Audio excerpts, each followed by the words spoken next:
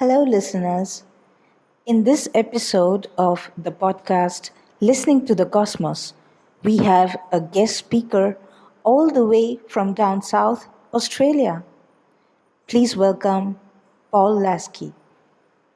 My name is Paul Lasky. I'm a senior lecturer and future fellow at Monash University in Melbourne, Australia. Can you tell us something about your work on gravitational waves? So I work on gravitational waves on a number of different fronts. I've been a member of the LIGO collaboration since, I think, 2012, so a number of years now. I guess my main interests within gravitational wave science are two different areas. So one of them, we really focus on trying to understand when we detect a signal, exactly what that means for the source properties of that signal.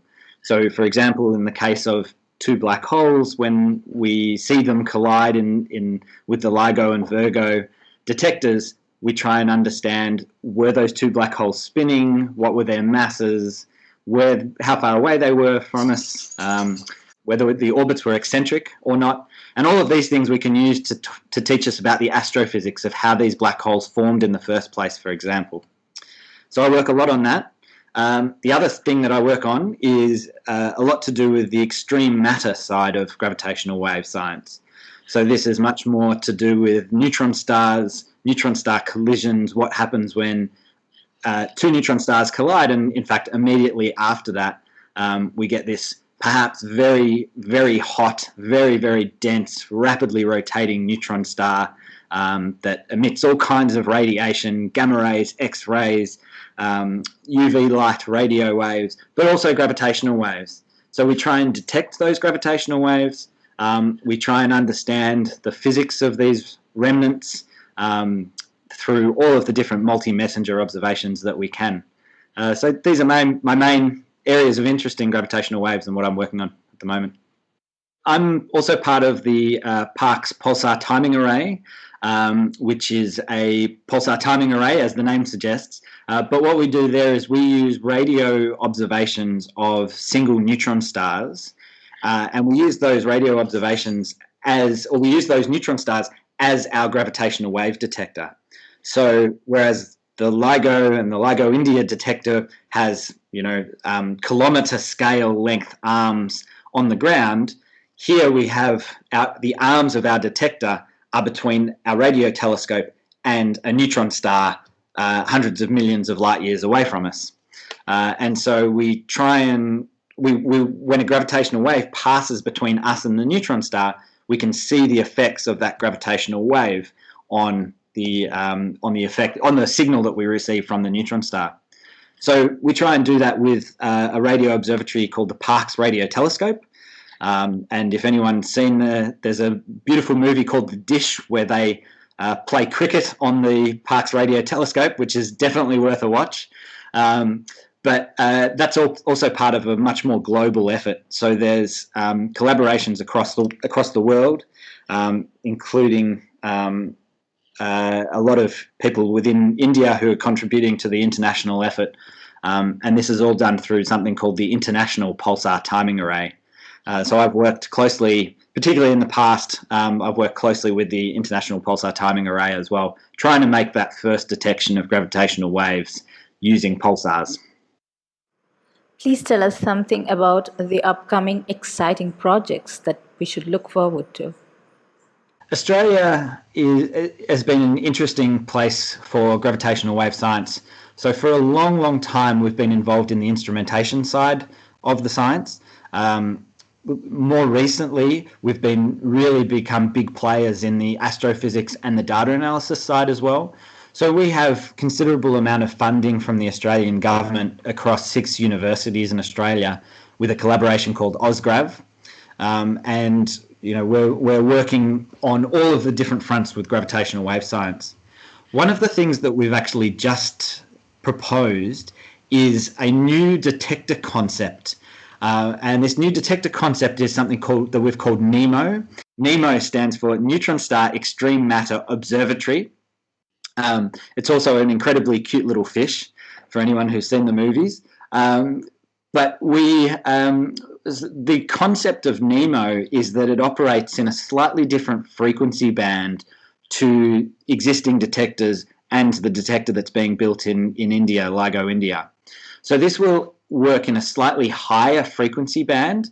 And what that means is that instead of catching two neutron stars as they're spiraling towards one another, we're actually going to capture the merger of those two neutron stars and the post-merger remnant of these two neutron stars that I was talking about before.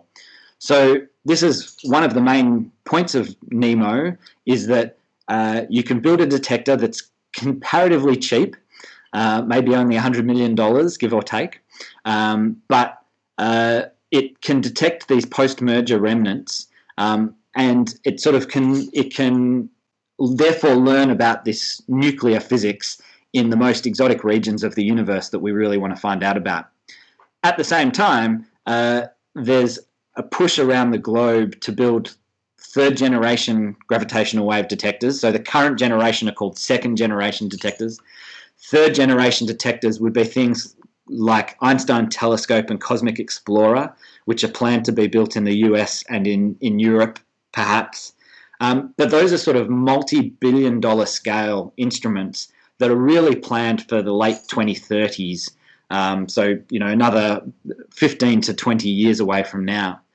What we're saying with NEMO is that we can build this relatively quickly, maybe in the next 5 to 10 years.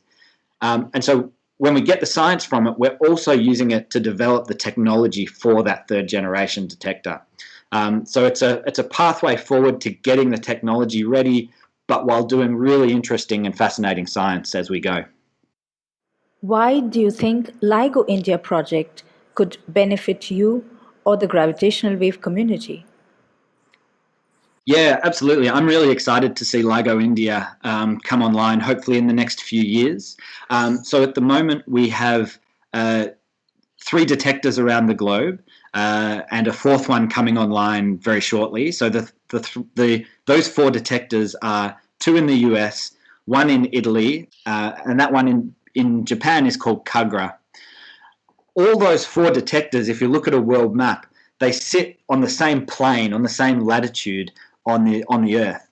And what this means is that we're very sensitive to regions of the sky that are in the same plane as those detectors on the Earth, but we're not sensitive to any signals coming from out of that plane. And the reason is that it's not that we're not sensitive, it's just that we can't locate them very well on the sky.